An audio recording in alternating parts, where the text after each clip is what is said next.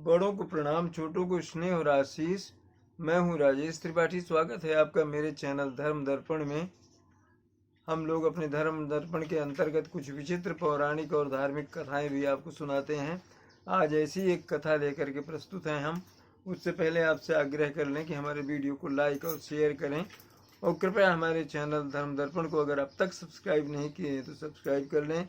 Subscribe करने के लिए नीचे सब्सक्राइब लिखा हुआ अंग्रेजी में लाल रंग से जो बटन है उसे दबाना है और बगल में बेल का एक आइकन है घंटी का, उसे दबा देंगे तो मेरे जो वीडियो जो ही अपलोड होंगे आपको तत्काल सूचना मिल जाया करेगी। आज की हमारी विचित्र पौराणिक कथा है और इसमें हम इस बात पर गौर कर रहे हैं, इस बात को आपको व्याख्यायित कर रहे हैं, बताने जा रहे हैं और प्रश्न हम उठा रहे हैं और उसके जो उनको पूरक उनके जो ये हैं वो उदाहरण भी प्रस्तुत करेंगे जो इसको सत्यापित करते हैं। हमारे आज के इसका शीर्षक है, क्या महाभारत युद्ध में हुआ था परमाणु अस्त्रों का प्रयोग? क्या महाभारत युद्ध में हुआ था परमाणु अस्त्रों का प्रयोग? ब्रह्मास्त्र जो है उसको परमाणु अस्त्र ही माना जाता है। ब्रह्मा जी ने इसका निर्माण किया था। इसको राक्षसों के विनाश के लिए बनाया गया था। उनके नाम पर ही इसे ब्रह्मास्त्र के रूप में जाना गया। रामायण महाभारत युद्ध में भी ब्रह्मास्त्रों का जमकर प्रयोग किया गया था। आपने उस समय के युद्ध के प्रसंगों में इन अस्त्रों के प्रयोग के समय किसी को प्रयोगकर्ता को यह सावधान करते पाया होगा, ऐसा उल्लेख आपको इन कथाओं में मिला होगा कि इसका प्रयोग मत करो, इससे बड़ा विनाश हो जाएगा। वैज्ञानिकों ने भी अपने प्रयोगों में पाया है कि ब्रह्मास्त्रों का प्रयोग बहुत पहले से होता आया है। हमारे मिसाइल मैन नाम से प्रसिद्ध और महान वैज्ञानिक हमारे देश के राष्ट्रपति रहे एपीजे अब्दुल कलाम ने भी माना था कि महाभारत और रामायण काल में भी परमाणु अस्त्रों का प्रयोग हुआ था, जो उस वक्त ब्रह्मास्त्र के रूप में जाने जाते थे। आज परमाणु अस्त्र बोलते हैं, वो उस समय ब्रह्मास्त्र बोले जाते थे। कहते हैं ब्रह्मास्त्र का पहला प्रयोग महर्षि विश्वामित्र ने वशिष्ठ जी पर किया था। वैज्ञानिकों ने अपने कई शोधों में पाया है कि महाभारत युद्ध में कई तरह के ब्रह्मास्त्रों का प्रयोग किया गया, परमाणु अस्त्रों का प्रयोग किया गया जो ब्रह्मास्त्र थे। रामायण और महाभारत काल में जिन ब्रह्मास्त्रों का इस्तेमाल किया गया वे आज के परमाणु अस्त्रों से भी ज्यादा ऊर्जा का सृजन करने वाले और विनाशकारी थे, कई गुना ज्यादा विनाशकारी थे। कहते हैं जब ब्रह्मास्त्र छोड़ा जाता था तो बहुत ऊर्जा उत्पन्न होती थी, लगता था एक साथ जैसे सैकड़ों ज्वालामुखी में विस्फोट हो गया। इनकी ऊर्जा सूर्य की ऊर्जा से भी कई गुना अधिक होती थी। अमेरिका के रॉबर्ट जे ओपनहाइगर एक वैज्ञानिक हैं, ये रॉबर्ट जे ओपनहाइमर और डॉक्टर वर्तक की रिसर्च में ब्रह्मास्त्र को परमाणु हथियार माना गया है। ऐसा इसलिए क्योंकि महाभारत में लाखों लोगों के एक साथ मारे जाने का उल्लेख है और यह एक परमाणु हथियार से ही संभव है, इतना विनाश, इतनी अधिक मृत्यु। ऐसा माना जाता है कि ब्रह्मास्त्र एक दैवीय हथियार था। माना जाता है कि यह अचूक और सबसे भयंकर अस्त्र था। ओपनहीमर ने गीता और महाभारत का गहन अध्ययन किया था। वैज्ञानिक जिनका जिक्र हम कर रहे हैं, उन्होंने महाभारत में बताए गए ब्रह्मास्त्र की मारक क्षमता पर अध्ययन किया था, उसका रिसर्च किया था, शोध किया था और अपने मिशन को नाम भी दिया था उन्होंने ट्रिनिटी का मतलब होता है त्रिदेव, ब्रह्मा विष्णु महेश त्रिदेव जो है। इस रिसर्च के बाद वैज्ञानिकों ने माना कि महाभारत में परमाणु अस्त्रों का प्रयोग हुआ था। रॉबर्ट जे के साथ 1939 से 1945 के बीच वैज्ञानिकों के एक दल ने अनुसंधान किया था। पुणे के पद्माकर विष्णुवर्तक ने भी अपने अनुसंधान के आधार पर कहा था कि महाभारत के समय में जो ब्रह्मास्त्र इस्तेमाल किया गया था वह परमाणु बम के समान ही घातक और विनाशकारी था। प्राचीन या पौराणिक काल में 5 सबसे प्रलयंकारी अस्त्र थे। ये थे ब्रह्मास्त्र, नारायणास्त्र, पाशुपतास्त्र, वज्र और सुदर्शन चक्र। ब्रह्मास्त्र के प्रभाव का वर्णन महाभारत के इस श्लोक में किया गया है। तदस्त्रं प्रज्ज्वाल महाज्वालं तेजो मंडल संवृताम् सशब्दाद्रिगभवं व्योमज्वालामालांकुलं भ्रसम। इसका मतलब ये हुआ, चचाल, एक इसमें और अंश है इसका, चचाल चमही कृतस्ना सपर्वता वनद्रुमा। ये जो है अर्थात ब्रह्मास्त्र छोड़े जाने के बाद क्या होता है, भयंकर वायु जोरदार थपेड़े उसके मारने लगती है, सहस्त्रों उल्का आकाश से गिरने लगे, ऐसा प्रतीत होता है। प्राणियों के लिए भयंकर महाभय उत्पन्न हो गया, आकाश में बड़ा शब्द हुआ, आकाश जलने लगा और पर्वत अरण्य वृक्षों के साथ पृथ्वी जो है हिल गई। ये कहा गया ब्रह्मास्त्र के प्रयोग के बाद। ब्रह्मास्त्र एक दैवी हथियार था, माना जाता है कि अचूक और सबसे भयंकर अस्त्र था। जो व्यक्ति इस अस्त्र को छोड़ता था वह इसे वापस लेने की क्षमता भी रखता था, ऐसा मंत्र से इसको भेजते भी थे, वापस बुलाते थे। लेकिन अश्वत्थामा को इसे वापस लेने का तरीका पता नहीं था।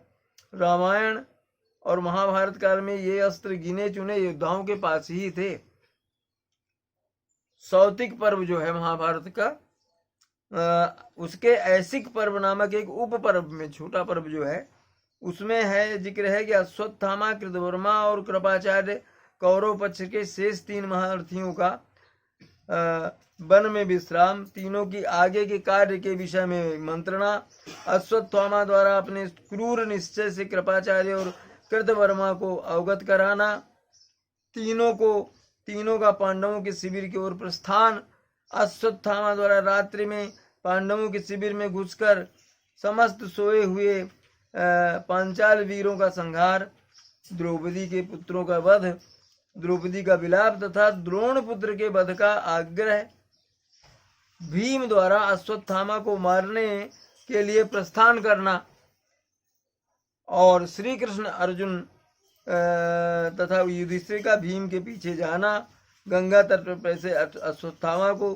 भीम द्वारा ललकारना, अश्वत्थामा द्वारा ब्रह्मास्त्र का प्रयोग, अर्जुन द्वारा भी उस ब्रह्मास्त्र के निवारण के लिए ब्रह्मास्त्र का प्रयोग, व्यास की आज्ञा से अर्जुन द्वारा ब्रह्मास्त्र का उपशमन, अश्वत्थामा की मणि लेना और अश्वत्थामा का मान गर्वित होकर वन में प्रस्थान करना आदि प्रसंग जो हैं इस पर्व में आते हैं। ब्रह्मास्त्र अचूक और एक विकराल अस्त्र है। यह शत्रु का नाश करके ही छोड़ता है। इसका काट केवल दूसरे ब्रह्मास्त्र से ही हो सकता है अथवा नहीं। ये वे आयुध हैं, वे हथियार हैं जो मंत्र से चलाए जाते हैं। ये दैवीय हैं। प्रत्येक शस्त्र पर भिन्न भिन्न देव देवी का अधिकार होता है और मंत्र तंत्र के द्वारा उनका संचालन होता है। वस्तुतः इन्हें दिव्य तथा मांत्रिक अस्त्र भी कह सकते हैं आप। 2 ब्रह्मास्त्रों के आपस में टकराने से प्रलय की स्थिति उत्पन्न हो जाती है। इससे समस्त पृथ्वी के समाप्त होने का भय रहता है। महाभारत के युद्ध में ब्रह्मास्त्र का बड़ा ही रोचक वर्णन आया है जो इस प्रकार से है। ये वर्णन सुनिए। महाभारत का युद्ध 18 दिन तक चला। अश्वत्थामा को जब दुर्योधन के अधर्म पूर्वक किए गए वध के विषय में पता चला तो वे क्रोध से अंधे हो गए। अश्वत्थामा उन्होंने शिविर में सोते हुए सभी पांडव पुत्रों का वध कर दिया। द्रौपदी को जब इसका पता चला तो उसने अनशन कर दिया और कहा कि अनशन तभी तोड़ेगी जब अश्वत्थामा के मस्तक पर सदैव बनी रहने वाली मणि जो है उसे प्राप्त कर लेगी। कौरव पांडवों के युद्ध में अश्वत्थामा ने अर्जुन पर ब्रह्मास्त्र का प्रयोग किया था। शिव प्रदत्त पाशुपतास्त्र अश्व से अर्जुन ने ब्रह्मास्त्र को निरस्त कर दिया था। पांडवों को जड़ मूल से नष्ट करने के लिए अश्वत्थामा ने गर्भवती उत्तरा पर भी वार किया था। अश्वत्थामा ने ब्रह्मास्त्र छोड़ा, प्रत्युत्तर में अर्जुन ने भी छोड़ा। अश्वत्थामा ने पांडवों के नाश के लिए छोड़ा था और अर्जुन ने उससे ब्रह्मास्त्र को नष्ट करने के लिए नारद तथा व्यास के कहने से अर्जुन ने अपना ब्रह्मास्त्र वापस कर लिया। पर अश्वत्थामा ने कहा कि उसे वापस लेने की तो विद्या ही नहीं आती अपना ब्रह्मास्त्र, और उसने अपना ब्रह्मास्त्र अभिमन्यु की पत्नी उत्तरा का गर्भ नष्ट करने के लिए चला दिया। कृष्ण ने अश्वत्थामा से कहा, उत्तरा को परीक्षित नामक बालक के जन्म का वरदान प्राप्त है, उसका पुत्र तो होगा ही। यदि तेरे शस्त्र प्रयोग से वह पुत्र मृत भी पैदा हुआ तो मैं उसे जीवित कर दूंगा, जीवन दान करूंगा। वह भूमि का सम्राट होगा। और तू नीच अश्वत्थामा, तू इतने बधों का पाप ढोता हुआ 3000 वर्ष तक निर्जन स्थानों में भटकेगा। तेरे शरीर से सदैव रक्त की गंध आती रहेगी। तू अनेक रोगों से ग्रस्त होगा और जन्म से पीड़ित रहेगा। जन्म से ही अश्वत्थामा के मस्तक में एक अमूल्य मणि थी, जो कि उसे दैत्य, दानव, अस्त्र शस्त्र आदि से बचाती थी, व्याधियों से भी बचाती थी, रक्षा करती थी। वही मणि द्रौपदी ने मांगी थी। व्यास तथा नारद के कहने से उसने यह मणि द्रौपदी को दे दी। उल्लेख है कि उत्तरा का गर्भ नष्ट हो, इससे पहले कृष्ण ने अपने प्रभाव से गर्भ के आसपास ऐसा सुरक्षा कवच बना दिया जिससे अश्वत्थामा का ब्रह्मास्त्र जो है वो निरस्त हो गया। यही परीक्षित के रूप में उत्पन्न हुए उत्तरा के पुत्र, जो बाद में बड़े सम्राट बने। उनकी कथा भी कभी देंगे। राम रावण युद्ध के दौरान भी ब्रह्मास्त्र का प्रयोग हुआ था। रावण का पुत्र मेघनाद ब्रह्म विद्या में निपुण था। इस विद्या में वह रावण से भी अधिक चतुर था। विस्फोटक व विध्वंसक अस्त्र का तो इस युद्ध में खुलकर प्रयोग हुआ, जिसमें ब्रह्मास्त्र सबसे खतरनाक था। इंद्र शंकर से राम के लिए दिव्यास्त्र और परशुराम मांगे थे।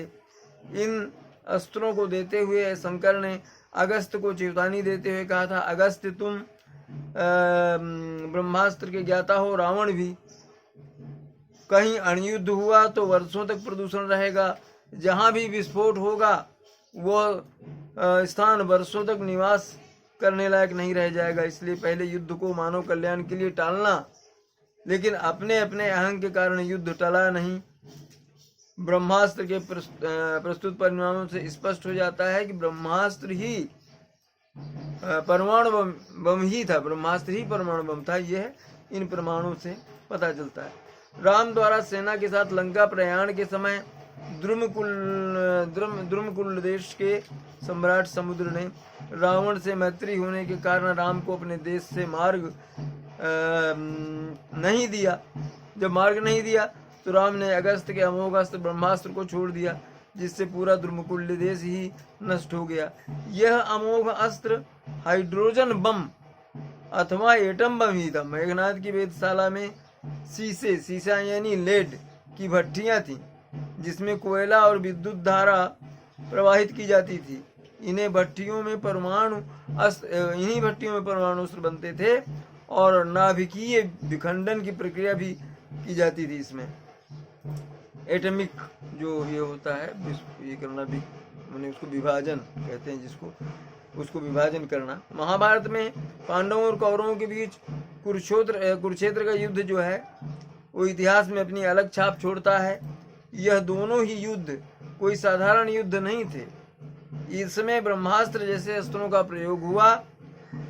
रामायण और महाभारत दोनों युद्धों में विनाश के अस्त्र शस्त्रों का प्रयोग हुआ, और जिन्हें भीषण विध्वंस मचाने वाला माना जाता है। इससे ये ज्ञात होता है कि आज जो अणु अस्त्र पाए जाते हैं उनका आविष्कार हजारों वर्ष पहले ही हो गया था।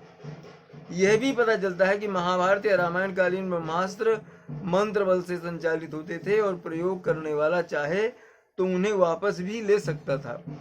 महाभारत में भीम के पौत्र बर्बरीक को भगवान शिव ने 3 बाण दिए थे, जिसने उसे महाभारत के युद्ध का सबसे ताकतवर योद्धा बना दिया था। कार्य क्षमता निशाना साधने के बाद ये साधे निशाने को ही भेदते, ये कभी निशाना नहीं चूकते थे।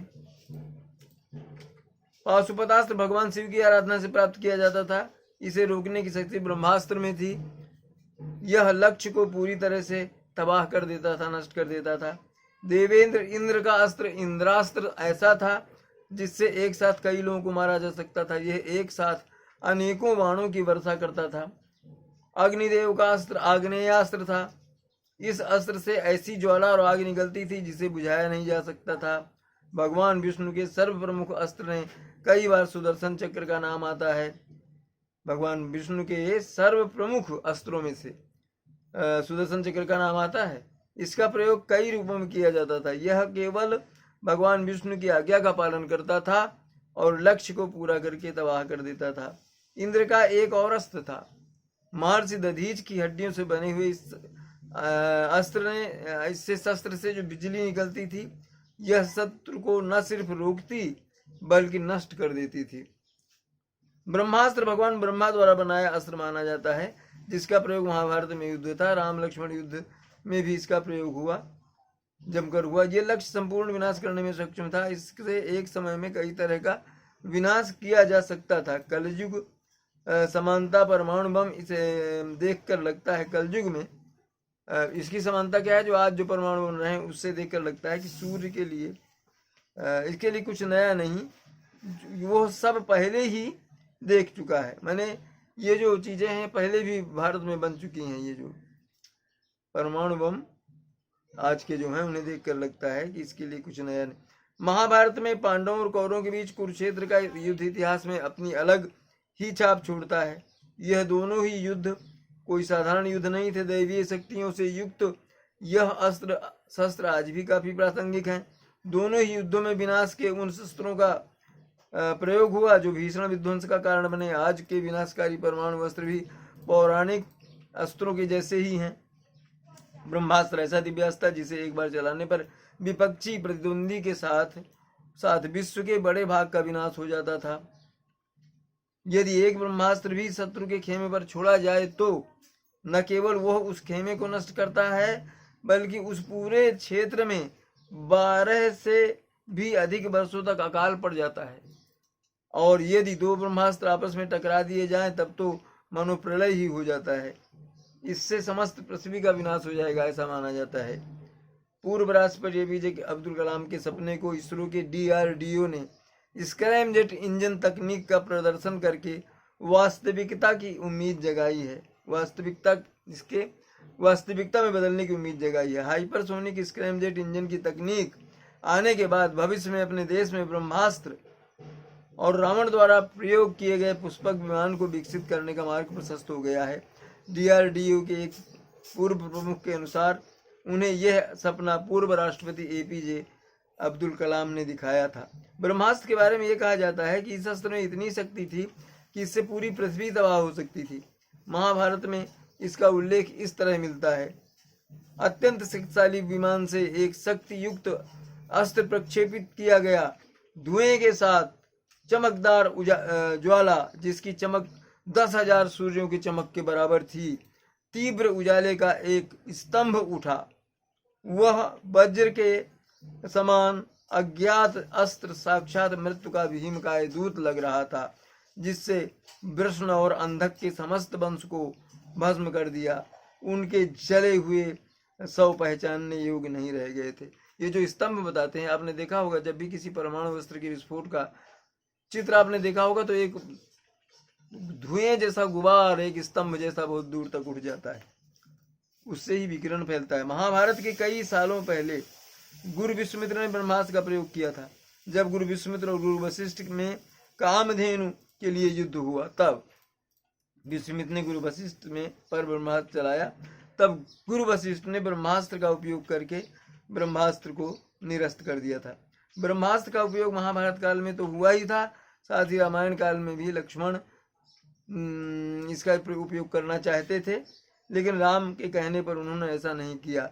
श्री राम ने कहा कि इसके उपयोग से पूरी लंका तबाह हो जाएगी, इसलिए इसका उपयोग करना सही नहीं है। आधुनिक युग के वैज्ञानिक रॉबर्ट जे ओपेनहाइमर ने परमाणु बम का आविष्कार किया था। ओपेनहाइमर सिर्फ वैज्ञानिक ही नहीं थे, वे संस्कृत भाषा के अच्छे ज्ञाता थे। उन्होंने महाभारत और भगवद गीता का गहन अध्ययन किया था। ओपेनहाइमर को ब्रह्मास्त्र के ज्ञान से ही परमाणु बम बनाने की बात सूझी। अपने परमाणु बम के योजना का नाम भी उन्होंने ट्रिनिटी दिया था, त्रिदेव पर रखा था। जुलाई 1945 को परमाणु बम का पहला सफलतापूर्वक परीक्षण किया गया था। इससे जो नतीजे सामने आए, जो परिणाम सामने आए, वो सभी ब्रह्मास्त्र के प्रयोग होने वाले परिणाम के जैसे ही थे। हड़प्पा और मोहनजोदाड़ो में पुरातत्व अभियानों के दौरान एक स्थान पर कई कंकाल पाए गए थे। वैज्ञानिक शोध के बाद यह प्रमाणित हुआ कि अचानक हुई अत्यधिक असामान्य गर्मी के निर्माण के कारण उनकी मृत्यु हो गई। ऐसी गर्मी केवल परमाणु प्रतिक्रिया से ही बनती है। उन कंकालों में रेडिएशन के प्रमाण मिले हैं और वहाँ कुछ ईंटें पिघली हुई मिली हैं। भारत में हड़प्पा और मोहनजोदड़ो जैसी कई ऐतिहासिक स्थल मिले हैं जहाँ पर विकिरण के प्रमाण मिले हैं। कहा तो यहाँ तक जाता है कि जिस कुरुक्षेत्र में महाभारत का युद्ध हुआ था, वहाँ की धरती आज भी लाल है। हजारों योद्धाओं का खून बहा था यहाँ पर कुरुक्षेत्र में, वे मारे गए थे। आज से लगभग 5300 वर्ष पूर्व महाभारत का युद्ध हुआ था। उस दौरान गुरु द्रोण के पुत्र अश्वत्थामा ने भगवान कृष्ण के मना करने के बावजूद ब्रह्मास्त्र का प्रयोग किया था, जिसके चलते युद्ध क्षेत्र में इतना जोर का धमाका हुआ कि गर्भ में पल रहे शिशुओं तक की मौत हो गई थी। इन सारे उदाहरणों प्रमाणों से यह पता चलता है कि महाभारत काल के ब्रह्मास्त्र जैसे अस्त्र आज के परमाणु हथियारों से भी कहीं अधिक घातक और विनाशकारी थे। ये तो आज क्या प्रसंग था कि महाभारत काल में भी परमाणु अस्त्रों का प्रयोग हुआ था। इससे ये तय है कि भारत विज्ञान और इसमें कितना आगे था, पहले तब भी कितना आगे था। तो हम तो कहते हैं कि विश्व ने हमसे सीखा, इसीलिए भारत विश्व गुरु था। इतने यहाँ पर जो पांडुलिपियाँ पुरानी कभी मिलती हैं, उसमें वैमानिक शास्त्र और इसके अस्त्रों के निर्माण के जो प्रमाण और उसमें विवरण जो मिलता है, चौंकाने वाला है। हमारे जो वैज्ञानिक थे, ऋषि मुनि थे, उन्होंने अपनी तपस्या और साधना से असाध्य साधन करके दिखा दिया। तो आज इतना ही, फिर कभी मिलते हैं इसी तरह के प्रसंग लेकर के। नमस्कार।